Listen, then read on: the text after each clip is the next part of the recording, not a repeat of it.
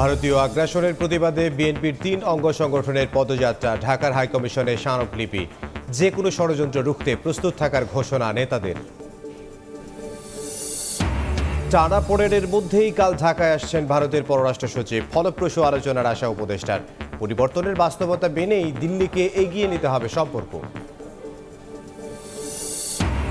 ফ্যাসিবাদে জড়িত ৬২৬ জন কিভাবে সীমান্ত পাড়ি দিয়ে পালালো জানতে চান হাসনাত। সীমান্তের পাশাপাশি অভ্যন্তরীণ নিরাপত্তায় বিজিবিকে সতর্ক থাকার নির্দেশ উপদেষ্টার। নতুন বছরের প্রথম দিন হচ্ছে না বই উৎসব, পরিমার্জনের কারণে ছাপাতে দেরি। খুলনায় গণশিক্ষা উপদেষ্টা জানুয়ারির মধ্যেই পাবে সব পর্যায়ের শিক্ষার্থী।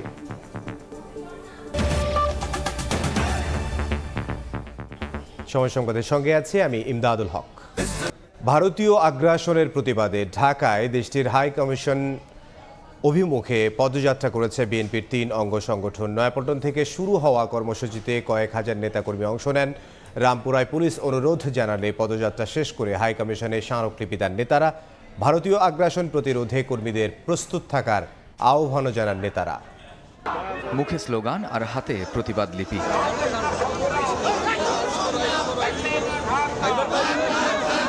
বিএনপির কেন্দ্রীয় কার্যালয় নয়াপল্টনের সামনে হাজার হাজার নেতাকর্মী জড়ো হন ভারতীয় আগ্রাসনের প্রতিবাদে। যুবদল, স্বেচ্ছাসেবক দল ও ছাত্রদলের আয়োজনে প্রতিবাদী যৌথ পদযাত্রা ও ভারতীয় হাইকমিশনে স্মারকলিপি প্রদান কর্মসূচি উপলক্ষে এই ঢল। শান্তিপূর্ণ কর্মসূচির মাধ্যমে ভারত সরকারকে সতর্কবার্তা দেয়া হলো জানিয়ে ৩ সংগঠনের নেতারা বলেন, অবস্থার পরিবর্তন না করলে ভারত বিরোধী আরও কঠোর কর্মসূচি দেয়া হবে। আজকের এই পদযাত্রা থেকে ইন্ডিয়াকে সতর্ক করতে চাই, এই ধরনের ন্যাক্কারজনক কাজ বন্ধ করুন। তারা পরিকল্পিতভাবে বাংলাদেশের সম্প্রীতি বিনষ্ট করার জন্য বিভিন্ন ধরনের চক্রান্ত করছে। ভারতীয় মিডিয়াতে বাংলাদেশের বিরুদ্ধে প্রতিনিয়ত উস্কানিমূলক বক্তব্য দিচ্ছে।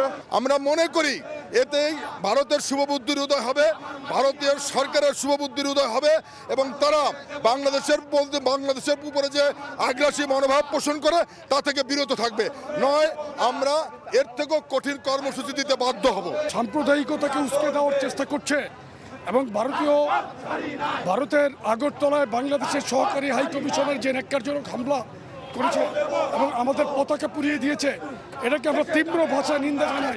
ভারতীয় গণমাধ্যমের তীব্র সমালোচনা করে নেতারা বলছেন, ভারত উস্কানি দিয়ে যতই অস্থির করার চেষ্টা করবে বাংলাদেশ ততই ঐক্যবদ্ধ হবে। চট্টগ্রাম দাবি করবে কি কারণে? তোমরা যদি ওইটা দাবি করতে পারো তাহলে আমরাও দাবি করব আমাদের নবাব সিরাজউদ্দৌলার বাংলা, বিহার, উড়িষ্যা ফেরত দাও আমাদেরকে ওইটা ফেরত দিতে হবে। আমরা ওইটার জন্য দাবি করছি। ওরা এত মন খারাপ কেন শেখ হাসিনার জন্য? কারণ ভুটান তাদের সাথে নেই, নেপাল নেই, পাকিস্তান নেই, শ্রীলঙ্কা নেই, ছোট্ট একটি দ্বীপ রাষ্ট্র মালদ্বীপ তাদের সাথে নেই। ওদের সাথে কেউ বন্ধুত্ব করতে পারে না। নয়াপল্টন থেকে শুরু হয়ে কাকরাইল, শান্তিনগর ও মালিবাগ হয়ে রামপুরা এসে পুলিশের অনুরোধে শেষ হয় পদযাত্রা। পরে 6 সদস্যের প্রতিনিধি দল স্মারকলিপি নিয়ে যান ভারতীয় হাইকমিশনে। কামরুজ্জামান মামুন, সময় সংবাদ, ঢাকা। পরিবর্তনের বাস্তবতা মেনেই ভারতকে বাংলাদেশের সঙ্গে সম্পর্ক এগিয়ে নেওয়ার আহ্বান জানিয়েছেন পররাষ্ট্র উপদেষ্টা তৌহিদ হোসেন। জাতীয় প্রেসক্লাবে এক সেমিনারে তিনি এই আহ্বান জানান। ভারতের পররাষ্ট্র সচিব পর্যায়ের বৈঠক ফলপ্রসূ হবে বলেও আশা উপদেষ্টার। পরিবর্তন মেনে নিয়েই দুই দেশের সম্পর্ক এগিয়ে নিয়ে যেতে হবে বলে মনে করেন পররাষ্ট্র উপদেষ্টা তৌহিদ হোসেন। সাম্প্রতিক সম্পর্কের কারণে শুধু বাংলাদেশের নয়, ভারতেরও অর্থনীতি ক্ষতিগ্রস্ত হয়েছে বলেও জানান তিনি। রোববার জাতীয় প্রেস ক্লাবে সার্ক জার্নালিস্ট ফোরামের সেমিনারে এসব কথা বলেন উপদেষ্টা। গত 2-3 মাস যাবত যে ব্যবসায় মন্দা যাচ্ছে দ্বিপাক্ষিক, সেটা কি শুধু বাংলাদেশকে এফেক্ট করছে? শুধু বাংলাদেশকে এফেক্ট করছে না, এত বড় অর্থনীতির দেশ ভারত, তাকেও কিন্তু এফেক্ট করছে। পরিমাণটা হয়তো প্রপোর্শনেটলি হয়তো অত বেশি না, কিন্তু এফেক্ট কিন্তু করছে। আপনি কলকাতার অর্থনীতি, পশ্চিমবঙ্গের অর্থনীতি যথেষ্ট ক্ষতিগ্রস্ত হচ্ছে এটার কারণে। এটা আমরা আশা করব যে এই অচলাবস্থা আমরা কাটিয়ে উঠতে পারব। 5 আগস্টের আগে এবং পরে ভারতের সাথে সম্পর্কে নিশ্চয়ই একটা গুণগত পরিবর্তন হয়েছে। এটা মেনে নিয়ে আমাদেরকে চেষ্টা করতে হবে সম্পর্ককে এগিয়ে নিতে। সোমবার ভারতের পররাষ্ট্র সচিবের সঙ্গে দ্বিপাক্ষিক বৈঠক ফলপ্রসূ হবে বলেও জানান পররাষ্ট্র উপদেষ্টা। ভারতের পররাষ্ট্র সচিব আসছেন, আমাদের পররাষ্ট্র সচিবের সাথে আলাপ করবেন। এটা কিন্তু একটা স্ট্যান্ডিং মেকানিজম, এটা অস্বাভাবিক কিছু না। প্রতি বছর একজন যান ওপাশে, পরের বছর ওপাশ থেকে একজন আসেন পররাষ্ট্র সচিব পর্যায়ে।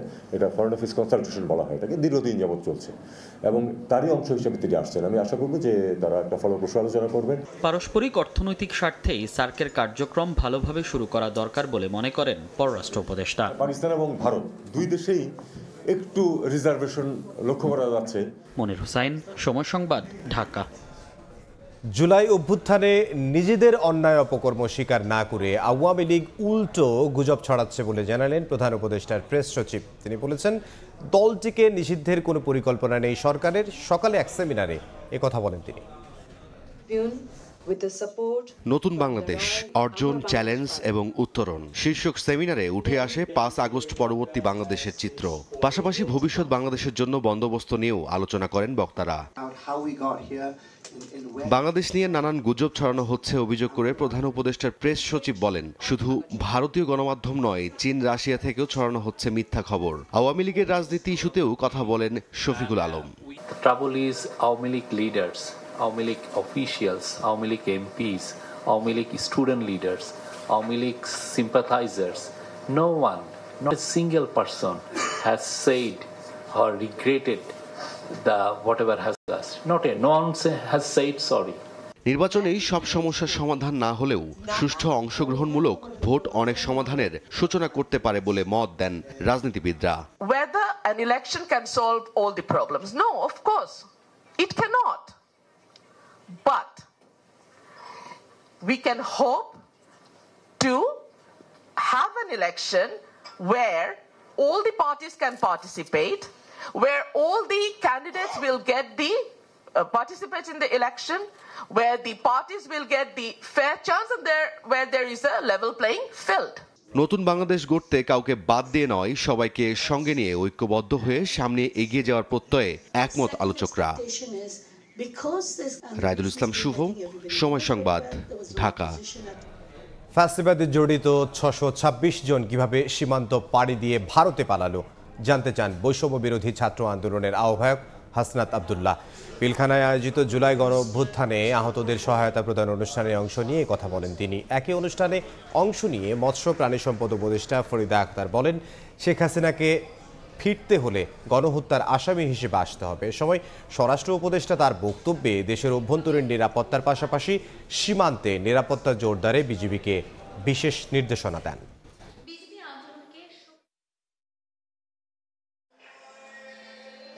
626 জন যারা এই ফেসিবাদের অ্যানাবলার ছিল, কোলাবোরেটর ছিল, এই ফেসিবাদের যারা পৃষ্ঠপোষকতা দিয়েছে, তাদেরকে কারা সীমান্ত পাড়ি দিয়ে আজকে ভারতে একটা সেফ এক্সিট করে দিয়েছিল, আপনারা সেই বিষয়টিকে নিশ্চিত করবেন।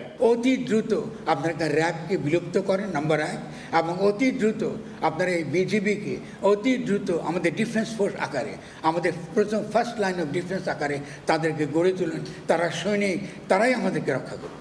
বিজিবির প্রতিটি সদস্য সীমান্তের অতন্দ্র প্রহরী হিসাবে সদা প্রস্তুত এবং দেশের জন্য যে কোনো পরিস্থিতি মোকাবেলায় দৃঢ় প্রতিজ্ঞ। আমি বিজিবিকে দেশের সীমান্ত সুরক্ষায় অতন্ত্র প্রহরীর পাশাপাশি নূতন বাংলাদেশ বিনির্মাণে সমানভাবে ভূমিকা রাখার জন্য আহ্বান জানাচ্ছি। জনগণের আস্থা ধরে রাখতে যে কোনো মূল্যে নেতাকর্মীদের মানুষের পাশে থাকার নির্দেশ দিয়েছেন বিএনপির ভারপ্রাপ্ত চেয়ারম্যান তারেক রহমান। বলেন, দলের যেসব কর্মী বিভ্রান্ত হয়ে ভুল করেছে তারা ছিটকে পড়বে। রাজধানীর খিলক্ষেতে কর্মশালায় ভার্চুয়ালি যুক্ত হয়ে বক্তব্য রাখেন বিএনপির ভারপ্রাপ্ত চেয়ারম্যান তারেক রহমান। কিছু মানুষের স্বার্থ হাসিলের জন্য আন্দোলন হয়নি বলেও মন্তব্য করেন তিনি। অনেকগুলো পয়েন্টের সাথে জনগণকে সম্পৃক্ত করতে রাষ্ট্র সংস্কারের 31 দফার প্রস্তাবনা নিয়ে দেশের বিভিন্ন স্থানে কর্মশালার আয়োজন করছে বিএনপি ও এর অঙ্গ সহযোগী সংগঠনগুলো, যেখানে ভার্চুয়ালি যুক্ত হয়ে তৃণমূলে রাষ্ট্র মেরামতের প্রস্তাবনা ও দিক নির্দেশনা তুলে ধরছেন বিএনপির ভারপ্রাপ্ত চেয়ারম্যান তারেক রহমান। তাদের যদি কোনো ভালো প্রস্তাবনা থাকে। রোববার রাজধানীর খিলক্ষেতের বড়ুয়া আলাউদ্দিন উচ্চ বিদ্যালয় মাঠে ঢাকা মহানগর উত্তর বিএনপি আয়োজিত কর্মশালায় ভার্চুয়ালি যুক্ত হয়ে তারেক রহমান বলেন, সংস্কার প্রস্তাব শুধু বিএনপির জন্য নয়, দেশের প্রতিটি মানুষের আকাঙ্ক্ষার প্রতিফলন, জনগণের আস্থা অর্জনের প্রস্তাবনা বলেও দাবি করেন তিনি। সারা দেশে বিএনপির উপরে মানুষের যে আস্থা, সেই আস্থার 50% ধরে রাখার দায়িত্ব হচ্ছে কিন্তু আপনাদের। এই আস্থা ধরে রাখার দায়িত্ব কিন্তু জনগণের নয়, এই আস্থা ধরে রাখার দায়িত্ব আপনারা যারা দলের নেতা এবং কর্মী। তাহলেই আমরা জনগণের সমর্থন ভালোভাবে অর্জন করতে সক্ষম হব। তবে গত 4 মাসে দলের কিছু নেতাকর্মীর কার্যকলাপে ক্ষোভ ঝাড়েন বিএনপির ভারপ্রাপ্ত চেয়ারম্যান। বলেন, কারো ব্যক্তি স্বার্থের লক্ষ্যে আন্দোলন হয়নি, যারা ভুল করবে তারা জনগণের আস্থার জায়গা থেকে ছিটকে যাবে বলেও হুঁশিয়ারি দেন তারেক রহমান। এই অত্যাচার নির্যাতন সহ্য করেননি কতিপয় ব্যক্তি, যাতে করে তাদের স্বার্থ হাসিল করতে পারে। নিশ্চয়ই এই কারণে আপনারা এত অত্যাচার নির্যাতন সহ্য করেননি। কাজেই আপনার লক্ষ্য বা উদ্দেশ্যটা হওয়া উচিত মানুষের সমর্থন, মানুষের দোয়া, মানুষের আস্থা অর্জন। নেতাকর্মীদের আবারও সতর্ক করে যে কোনো সংকটে জনগণের পাশে থাকার আহ্বান জানান বিএনপির ভারপ্রাপ্ত চেয়ারম্যান। আহমেদ সালেহিন, সময় সংবাদ, ঢাকা। স্থানীয় সরকার নির্বাচন নির্দলীয় করার প্রস্তাব দিয়েছে স্থানীয় সরকার প্রতিনিধিরা। সকালে সংসদের নির্বাচন ব্যবস্থা সংস্কার কমিশনের সঙ্গে বৈঠকে প্রস্তাব দেন মেয়র, পৌর মেয়র, উপজেলা চেয়ারম্যান সহ স্থানীয় সরকারের সাবেক প্রতিনিধিরা। এ সময় অন্তর্বর্তী সরকারের অধীনে স্থানীয় ও জাতীয় নির্বাচন আয়োজনের প্রস্তাব দেন তারা। স্থানীয় সরকার নির্বাচন শেষ করে জাতীয় নির্বাচন চান প্রতিনিধিরা। নির্বাচন কমিশনকে সর্বোচ্চ ক্ষমতা প্রদান করা, স্থানীয় সরকার নির্বাচনে দলীয় প্রতীক না রাখা ব্যবস্থা সহ কয়েকটি সংস্কার প্রস্তাব তুলে ধরেন তারা। এদিকে নির্বাচন ব্যবস্থা সংস্কার কমিশনের প্রধান বদিউল আলম মজুমদার বলেন, যতদিন সংস্কার কমিশনের মেয়াদ আছে ততদিন সংস্কার প্রস্তাব নেওয়া হবে। নির্বাচন কমিশন কখনোই স্বাধীন আমরা দেখতে পাচ্ছি না। তত্ত্বাবধায়ক সরকারের আমলে কিছু কিছু ভোট আমরা ফেয়ার দেখেছি, পূর্ণাঙ্গভাবে তাদের স্বাধীনতা দরকার। আমরা সকলে যেন অল্প সময়ের মধ্যে আমরা ভোট প্রয়োগ করতে পারি। আমরা নির্বাচন কমিশনকে আরও শক্তিশালী দেখতে চাই। অনেকেই বলেছেন যে স্থানীয় সরকার নির্বাচনটা বর্তমানে যে অন্তর্বর্তীকালীন সরকার আছে তার অধীনে হওয়া উচিত, এবং অনেকেই প্রথমেই স্থানীয় সরকার নির্বাচন তারপরে জাতীয় নির্বাচনের কথা বলেছেন। ওনাদের দাবি হলো তত্ত্বাবধায়ক সরকার মেয়াদটা বাড়িয়ে দিয়ে স্থানীয় এবং জাতীয় নির্বাচন একত্রে করা। আন্তর্জাতিক অপরাধ ট্রাইব্যুনাল পরিদর্শন করলেন জাতিসংঘের প্রতিনিধি দল। বেলা 1টার পর ট্রাইব্যুনালে আসে প্রতিনিধি দলটি। এরপর প্রসিকিউশন টিমের সঙ্গে ঘণ্টাব্যাপী বৈঠক করেন। এ সময় জুলাই আগস্ট গণহত্যার বিচার প্রক্রিয়া নিয়ে আলোচনা হয়। এছাড়াও গণ অভ্যুত্থানে পুলিশ সদস্যের বিচার কিভাবে হবে সে সম্পর্কে জানতে চেয়েছে প্রতিনিধি দল। এর আগে আন্তর্জাতিক অপরাধ ট্রাইব্যুনাল পরিদর্শন করেন যুক্তরাষ্ট্রের একটি প্রতিনিধি দল।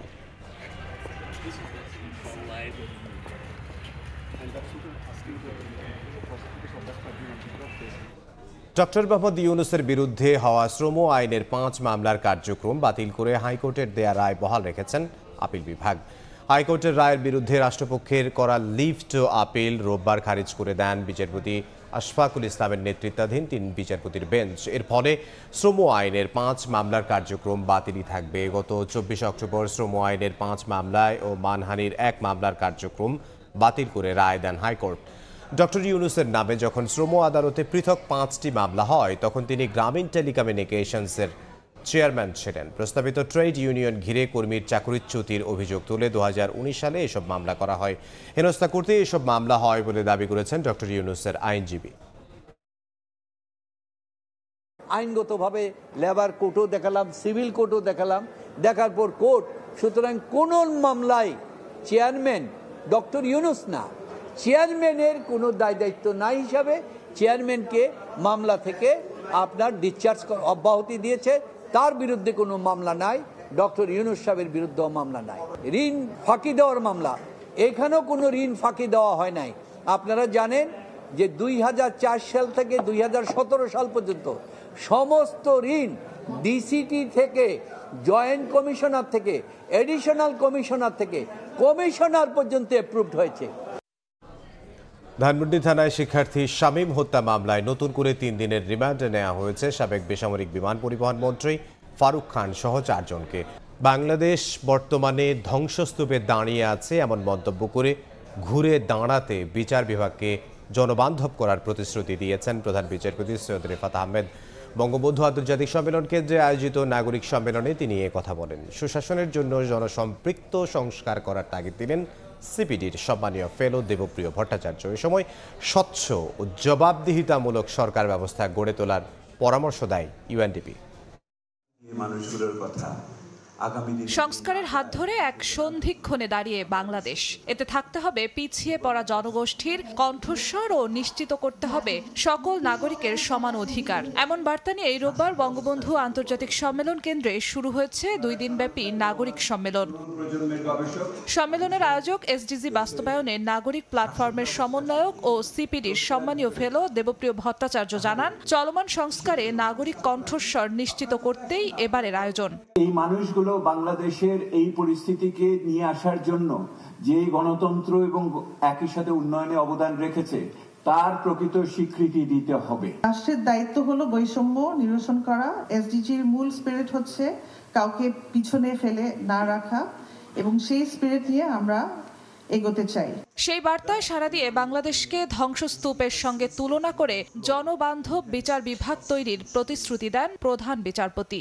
এই মুহূর্তে আমরা এক ধ্বংসস্তূপের উপর দাঁড়িয়ে আছি। বিগত বছরগুলোতে বিচার প্রক্রিয়ায় আমাদের বিচারবোধ ও ন্যায় বিচারের মূল্যবোধকে বিনষ্ট ও বিকৃত করা হয়েছে।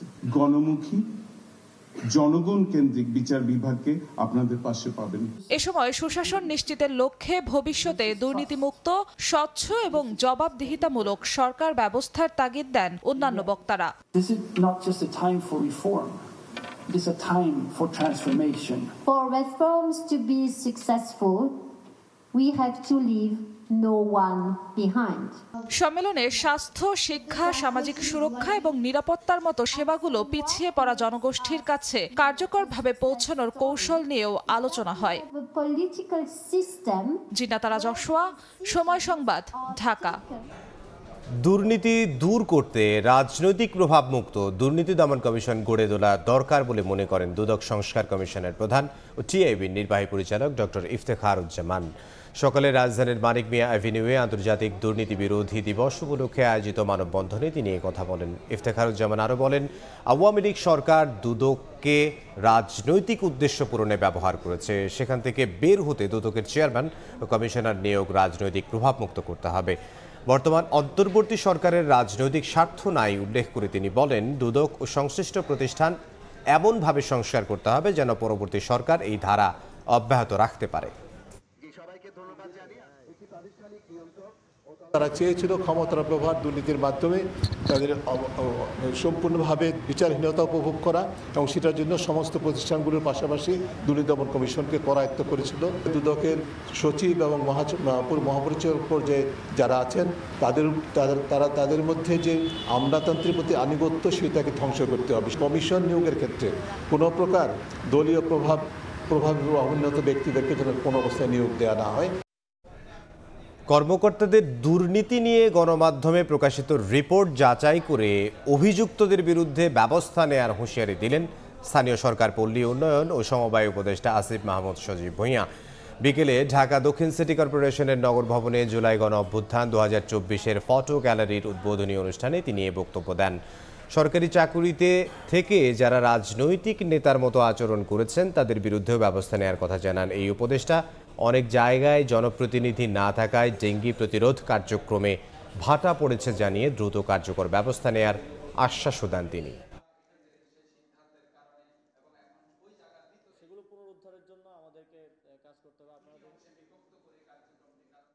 স্থানীয় সরকার মন্ত্রণালয়ের যত দপ্তর সংস্থা আছে সবগুলোর ব্যাপারে হওয়া বিভিন্ন রিপোর্ট, যেটা সাংবাদিকরা আপনারা করেছেন বিভিন্ন সময়, অনুসন্ধানের রিপোর্টের তথ্যটা চেয়েছি। সরকারি চাকরি থাকা সত্ত্বেও রাজনৈতিক নেতাদের মতো আচরণ করেছে, তো তাদের বিরুদ্ধে যথাযথ ব্যবস্থা নেওয়ার প্রক্রিয়া চলমান আছে। অবৈধভাবে দখলকৃত সরকারের বিভিন্ন খাস জমি, বিশেষ করে খালগুলো দখল হয়েছে, খেলার মাঠ সহকারে পার্ক দখল হয়েছে, সেগুলো পুনরুদ্ধারের জন্য আমাদেরকে কাজ করতে হবে।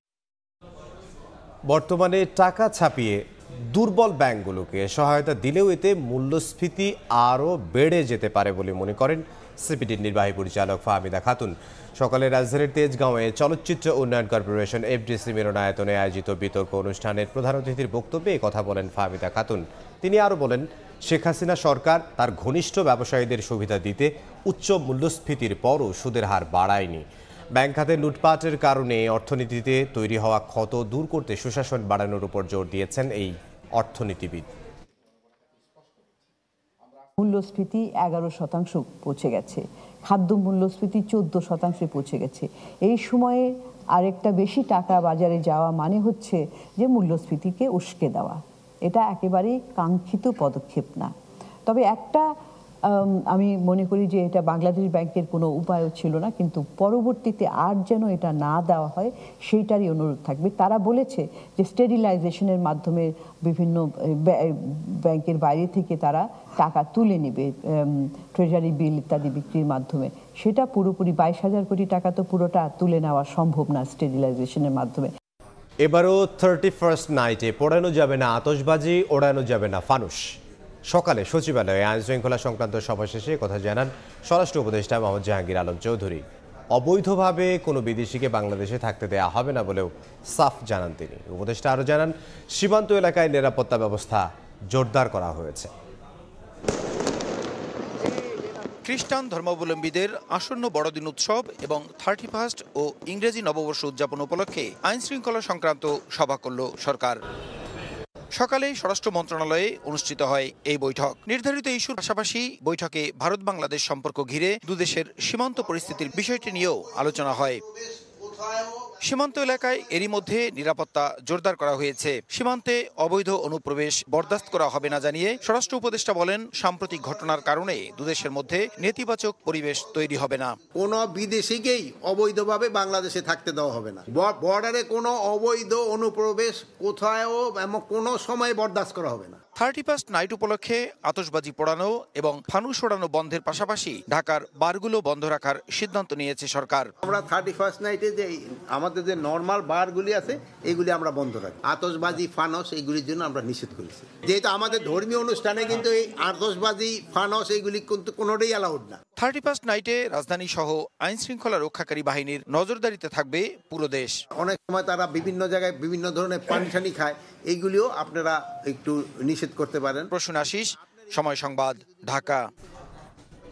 এবার নতুন বছরের প্রথম দিন বই উৎসব হচ্ছে না, তবে জানুয়ারির মধ্যেই বই তুলে দেওয়া হবে শিক্ষার্থীদের হাতে। সকালে খুলনা বিভাগীয় কমিশনারের কার্যালয়ে মতবিনিময় সভায় যোগ দিয়ে কথা জানান প্রাথমিক ও গণশিক্ষা উপদেষ্টা ডক্টর বিধান রঞ্জন রায়। বলেন, প্রাথমিক শিক্ষক নিয়োগে সব ধরনের কোটা বাতিল হয়েছে। নেমল হোসেন কোচির ছবিতে আব্দুল্লাহ আল মামুন রুবেলের রিপোর্ট। সকালে খুলনা বিভাগীয় কমিশনারের কার্যালয়ে মতবিনিময় সভায় যোগ দেন প্রাথমিক ও গণশিক্ষা উপদেষ্টা ডাক্তার বিধান রঞ্জন রায়। অংশ নেন বিভাগের 10 জেলা প্রশাসক, শিক্ষা কর্মকর্তা সহ গুরুত্বপূর্ণ দপ্তরের কর্মকর্তারা। মতবিনিময় সভা শেষে উপদেষ্টা জানান, এবার নতুন বছরের প্রথম দিন বই উৎসব হচ্ছে না, তবে জানুয়ারির মধ্যেই বই পাবে শিক্ষার্থীরা। অন্যান্যবার যেভাবে বই উৎসব 1 জানুয়ারি করা হয়, আমরা ঠিক এই ধরনের উৎসবে যাচ্ছি না, কিন্তু প্রাথমিকের বইগুলো আমরা জানুয়ারির মধ্যে দিয়ে দেব। নতুন পাঠ্যপুস্তকগুলোতে আমাদের ছাত্র গণ অভ্যুত্থানটা হয়ে গেল, তা বিভিন্নভাবেই এটাতে প্রেজেন্ট করা হবে। এতে অনেক রকম গ্রাফিতি থাকবে, ছবি থাকবে, গল্প থাকবে। প্রতিটি শ্রেণীর বইয়ের কিছু অধ্যায় পরিমার্জন ও পরিবর্তনের কারণে বই ছাপাতে দেরি হচ্ছে বলে জানান উপদেষ্টা। বৈষম্য দূর করতে প্রাথমিক শিক্ষক নিয়োগের ক্ষেত্রে কোটা বাতিল করা হচ্ছে বলেও জানান তিনি। সরকারের সিদ্ধান্ত যে কোটাগুলা আমাদের 7% রেখে বাকিগুলা বিলুপ্ত করে দেয়া। প্রাইমারিতেও এই কোটা রাখছি না, শুধুমাত্র 7% থাকবে, যেগুলা সাধারণভাবে থাকবে সেটা। আর যেটা আমরা করব সেটা হচ্ছে বিজ্ঞান ও গণিত শিক্ষকদের জন্য আমরা 20% এটা একটা প্রায়োরিটি রাখবো। উপবৃত্তি সহ প্রাথমিক শিক্ষার অন্যান্য সমস্যাগুলো পর্যায়ক্রমে সমাধান করা হবে বলেও আশ্বস্ত করেন প্রাথমিক ও গণশিক্ষা উপদেষ্টা। আব্দুল্লাহ আল মামুন রুবেল, সময় সংবাদ, খুলনা। আগামী 2 জানুয়ারি খসড়া ভোটার তালিকা প্রকাশ করা হবে বলে জানিয়েছে নির্বাচন কমিশন। কারো জাতীয় পরিচয়পত্রে ভুল থাকলে এর আগেই সংশোধন করতে বলা হয়েছে। ইসি সচিবালয়ের পরিচালক মোহাম্মদ শরীফুল আলম স্বাক্ষরিত সংবাদ বিজ্ঞপ্তিতে এই অনুরোধ জানানো হয়। জাতীয় পরিচয়পত্রে নানা কারণে অনেকের নিজের নাম, বাবা মায়ের নাম কিংবা বয়সের ভুল রয়ে গেছে, যা সংশোধনে দিনের পর দিন চেষ্টা তদবিরও চালাচ্ছেন ভুক্তভোগীরা। তাদের উদ্দেশ্যে বার্তা দিয়েছে নির্বাচন কমিশন। ভোটার তালিকা আইন অনুযায়ী প্রতি বছর 2 জানুয়ারি থেকে 2 মার্চ পর্যন্ত সময়ের মধ্যে ভোটার তালিকা হালনাগাদ করা হয়। প্রতি বছরই 2 জানুয়ারি তার আগের বছরের তথ্য নিয়ে হালনাগাদ ভোটার তালিকার খসড়া প্রকাশ করে ইসি। তালিকা নিয়ে দাবি আপত্তি নিষ্পত্তি শেষে 2 মার্চ প্রকাশ করা হয় চূড়ান্ত তালিকা। সেই অনুযায়ী আগামী 2 মার্চ চলতি বছরের তথ্য নিয়ে হালনাগাদ চূড়ান্ত তালিকা প্রকাশ করা হবে।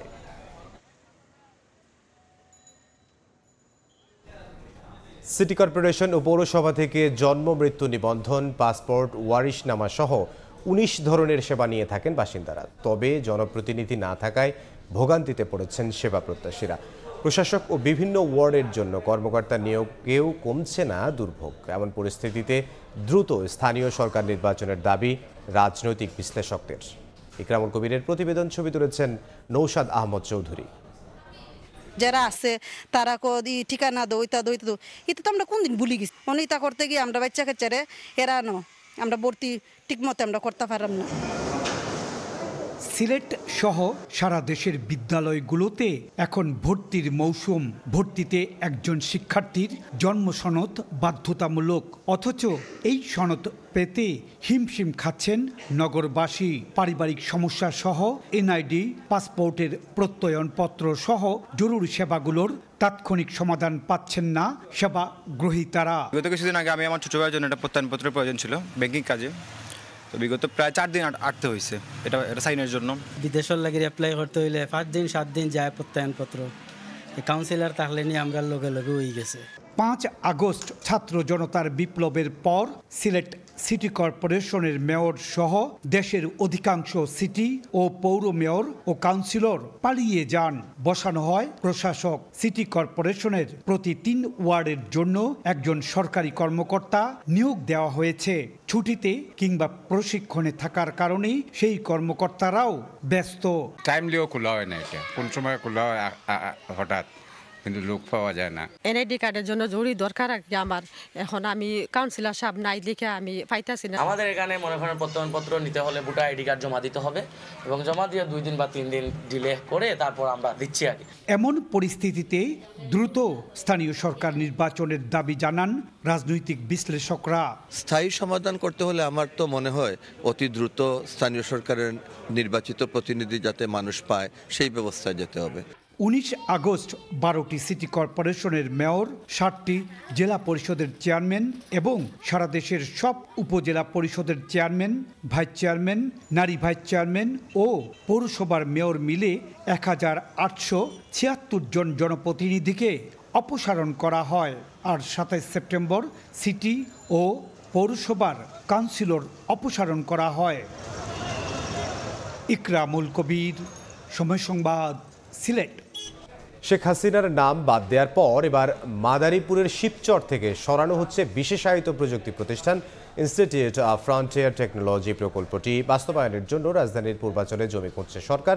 সচিব বলছেন, আওয়ামী লীগ সরকারের নির্ধারণ করা জায়গাটি প্রযুক্তি শিক্ষার জন্য উপযুক্ত নয়। স্থান পরিবর্তন হলেও প্রকল্প ব্যয় বাড়বে না বলে জানাচ্ছেন সংশ্লিষ্টরা। শুভ খানের report. Cyber security, artificial intelligence সহ প্রযুক্তির নানা খাতে দক্ষ মানব সম্পদ গড়ে তুলতে 2022 সালের 1 জানুয়ারি পদ্মা সেতুর পাশে মাদারীপুরের শিবচরে তৎকালীন প্রধানমন্ত্রী শেখ হাসিনার নামে ইনস্টিটিউট অব ফ্রন্টিয়ার টেকনোলজি গড়ে তোলার সিদ্ধান্ত হয়েছিল। বিশেষায়িত এই প্রযুক্তি প্রতিষ্ঠানের ভিত্তিপ্রস্তর স্থাপন করা হয় 2023 সালের 31 জানুয়ারি। তথ্য প্রযুক্তি বিভাগ বলছে 1503 কোটি টাকা ব্যয়ে প্রকল্পের প্রথম পর্যায়ে 9 তলা গবেষণা ভবন, 3 তলা প্রশাসনিক ভবন, 2টি ডরমিটরি এবং কর্মকর্তাদের জন্য 2টি বাংলো সহ 6টি বিশেষায়িত ল্যাব স্থাপন করা হবে। আর দ্বিতীয় পর্যায়ে মাটির সক্ষমতা বিবেচনায় 52 থেকে 71 তলা বিশিষ্ট একটি প্রযুক্তি টাওয়ার নির্মাণেরও পরিকল্পনা ছিল ক্ষমতাচ্যুত সরকারের। সরেজমিন প্রকল্পের অগ্রগতি দেখতে শিবচরে অধিগ্রহণ করা প্রায় 70 একর জমিতে 2 বছরেও বালু ভরাটের কাজ অর্ধেকই হয়নি। প্রকল্পের জমি থেকে মাটি তুলে দেয়া হয়েছে দেয়াল। তথ্য প্রযুক্তি বিভাগ বলছে প্রকল্প সংশ্লিষ্ট নানা কাজে জুলাই 2024 পর্যন্ত 248 কোটি টাকা ব্যয় হয়েছে। আর 2024-25 অর্থ বছরের এডিপিতে এই প্রকল্পের জন্য বরাদ্দ রাখা হয়েছে 92 কোটি টাকা। রাজনৈতিক পট পরিবর্তনের পর প্রথমে শেখ হাসিনার নাম বাদ দিয়ে প্রকল্পের নাম পুনর্নির্ধারণ করে Bangladesh institute of frontier technology করা হয়। এবার নামের পর বাদ যাচ্ছে প্রকল্পটির জন্য নির্ধারিত স্থানও। পূর্বাচলে চেষ্টা করছি, সরকারের অন্য যে মন্ত্রণালয় আছে তাদের সাথে আমরা আলাপ করছি, ওই কষ্টে আমরা সরকারের কাছ থেকে এখানে জায়গা পেয়ে যাই বা কিছু বাড়তি কষ্ট হলেও বা আমরা জমির পরিমাণ কমিয়ে হলেও যদি একটা এরকম ইনস্টিটিউট তৈরি করা যায় পূর্বাচলে, ওইটা আমার জন্য খুবই ফলদায়ক হবে। জমি অধিগ্রহণ ও কাজ শুরু করেও কেন পরিবর্তন করা হচ্ছে প্রকল্পের নির্ধারিত স্থান?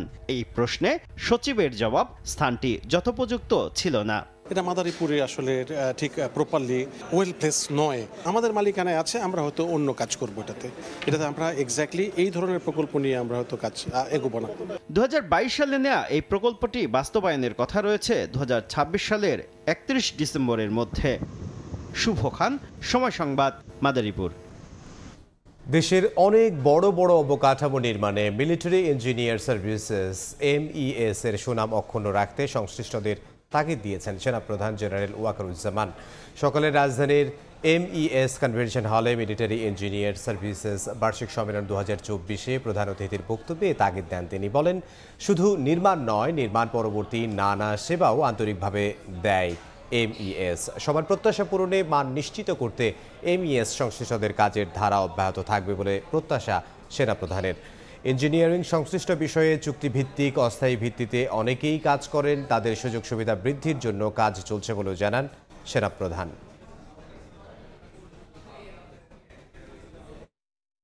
এত যে কনস্ট্রাকশন হচ্ছে, MES এর কনস্ট্রাকশন একটা সুনাম আছে, তারা তাদের কোয়ালিটি মেনটেন করে, একটা নির্দিষ্ট কোয়ালিটির নিচে এটা নামা যায় না। এর জন্য প্রতিনিয়ত MES এর সদস্যরা কষ্ট করে যাচ্ছে, দিন রাত কষ্ট করে যাচ্ছে এবং এই কনস্ট্রাকশনগুলো, এই কাজগুলো করে যাচ্ছে। খালি কনস্ট্রাকশনই না, এগুলো মেনটেন্যান্স, সেটার জন্য তারা রেসপন্সিবল এবং এই কাজগুলো করে যাচ্ছে।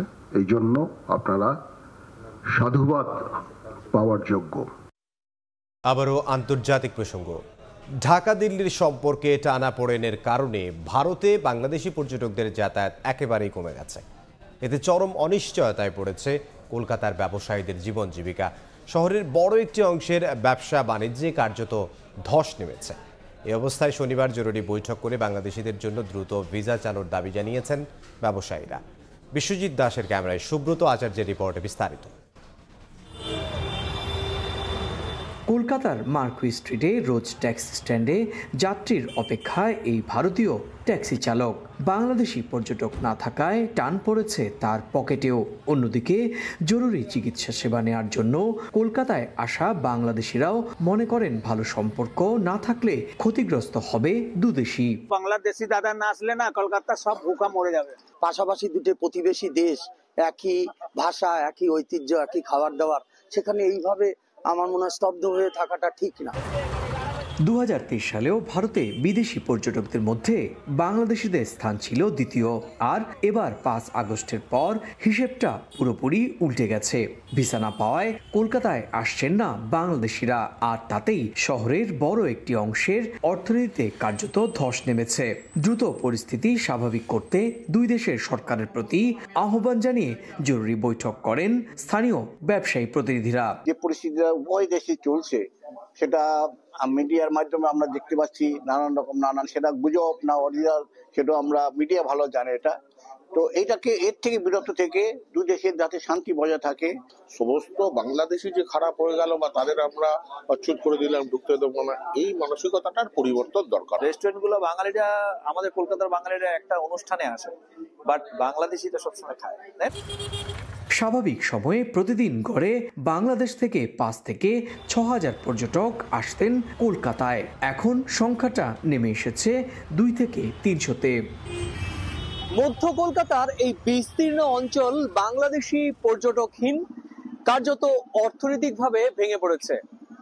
ব্যবসায়ীরা বলছেন এই অবস্থা চলতে থাকলে আগামী জানুয়ারির মধ্যবর্তী সময়ে অনেক ব্যবসা প্রতিষ্ঠানকে তালা ঝোলাতে হবে। কলকাতার মার্কুই স্ট্রিট থেকে সুব্রত আচার্য, সময় সংবাদ। এই মুহূর্তে দুবাই আন্তর্জাতিক ক্রিকেট স্টেডিয়ামে আছেন সহকর্মী শিবলি আল সাদিক। ফাইনালের সবশেষ খবর জানতে সরাসরি যাব তার কাছে।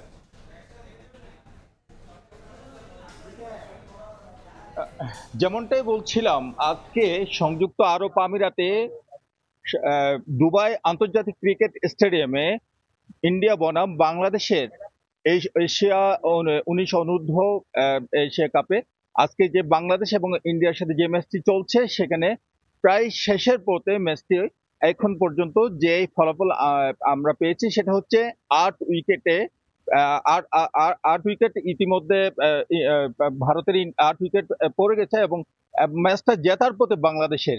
আমরা যেটা দেখতে পেয়েছি, টান উত্তেজনা বিরাজ করছে স্টেডিয়াম প্রাঙ্গণে, প্রচুর বাংলাদেশি এখানে এসেছে এবং বাংলাদেশিরা মুহুর্মুহু স্লোগানের মধ্য দিয়ে এবং করতালের মধ্য দিয়ে বাংলাদেশের খেলোয়াড়দের খুবই উৎসাহ যোগাচ্ছে এবং তারা অপেক্ষা করছে যে কখন কাঙ্ক্ষিত বিজয় অর্জিত হয়, সেই কাঙ্ক্ষিত বিজয় অর্জনের জন্য অপেক্ষা করছে এবং খেলোয়াড়রা জান প্রাণ দিয়ে খেলছে এবং আজকে যেন ভারতকে বধ করা যায় সেই ব্যাপারে পূর্ণ প্রস্তুতি নিয়ে বাংলাদেশ মাঠে নেমেছে বলে আমরা যেটা দেখতে পাচ্ছি মাঠের ফলাফলে।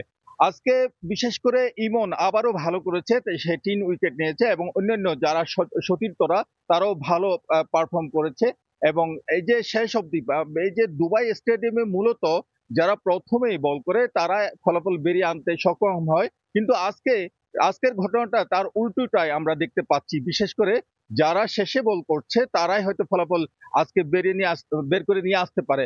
আর মাত্র 2 উইকেট যদি আজকে আর মাত্র আমরা এখন যেটা খবর পেয়েছি আর মাত্র 1 উইকেট বাকি আছে, সেই 1 উইকেট যদি চলে যায় তাহলে বাংলাদেশ অবশ্যই আজ এশিয়া কাপের ভাগিদার হয়ে যাবে এবং গতবার যে 2022 সালে যেভাবে এশিয়া কাপ আর 1 উইকেট বাকি, গতবার যে এশিয়া কাপ অর্জন করে এখানে বিজয় উল্লাস প্রকাশ করেছিল, আজকে বিজয় উল্লাস প্রকাশ করবে বাংলাদেশের প্লেয়াররা এবং সেই কাঙ্ক্ষিত সময়ের জন্য আমরা অপেক্ষা করছি। অল্প কিছুক্ষণের পরে আমরা সেই বিজয়ের খবরটা আপনাদেরকে দিয়ে আমরা আপনাদেরকে সাথে রাখতে চাই। আমার কাছে সর্বশেষ দুবাই আন্তর্জাতিক ক্রিকেট স্টেডিয়াম থেকে সর্বশেষ তথ্য ছিল এই। সহকর্মী শিবলি আল সাদিক দুবাই আন্তর্জাতিক ক্রিকেট স্টেডিয়ামের সামনে থেকে। কাল ঢাকায় আসছে আইসিসি চ্যাম্পিয়ন্স ট্রফি। রাজধানী ছাড়াও যা দর্শকদের প্রদর্শনীর জন্য উন্মুক্ত থাকবে কক্সবাজারে। ঢাকায় থাকা জাতীয় দলের ক্রিকেটার ছাড়াও ট্রফির সঙ্গে ফটো সেশনে অংশ নেবেন বয়সভিত্তিক ও নারী দলের ক্রিকেটাররাও। উপস্থিত থাকবেন যুব ক্রীড়া উপদেষ্টাও। 13 ডিসেম্বর সাউথ আফ্রিকার উদ্দেশ্যে দেশ ছাড়বে আইসিসি চ্যাম্পিয়ন্স ট্রফি। বাংলাদেশের ট্রফি আগামীকাল আসার কথা এবং এটা 13 তারিখ পর্যন্ত বাংলাদেশে থাকবে। প্রথম পাবলিক ডিসপ্লেটা হওয়ার কথা হচ্ছে 11 তারিখে কক্সবাজারে। 12 তারিখে আমাদের এখানে কোনো একটা মলে আমরা অ্যারেঞ্জ করার চেষ্টা করছি। 13 তারিখে এটা ক্রিকেট বোর্ডের আন্ডারে যত খেলোয়াড় আছেন, যারা প্রেজেন্ট এবং ফর্মার ন্যাশনাল প্লেয়ার যারা অ্যাভেলেবল আছেন বাংলাদেশ পুরুষ এবং নারী দলের, এছাড়া ফর্মার ক্রিকেটার্স, অফিসিয়ালস, বোর্ড কর্মকর্তা এবং যারা সংবাদকর্মী আছেন তাদের জন্য ডিসপ্লেতে থাকবে। এ পর্যায়ে শীর্ষ সংবাদগুলো জানিয়ে দিচ্ছে আরও একবার। টানা পড়েনের মধ্যেই কাল ঢাকায় আসছেন ভারতের পররাষ্ট্র সচিব। ফলপ্রসূ আলোচনার আশা উপদেষ্টার। পরিবর্তনের বাস্তবতা মেনেই দিল্লিকে এগিয়ে নিতে হবে সম্পর্ক। এ ছিল সময় সংবাদের সঙ্গে থাকুন সময়।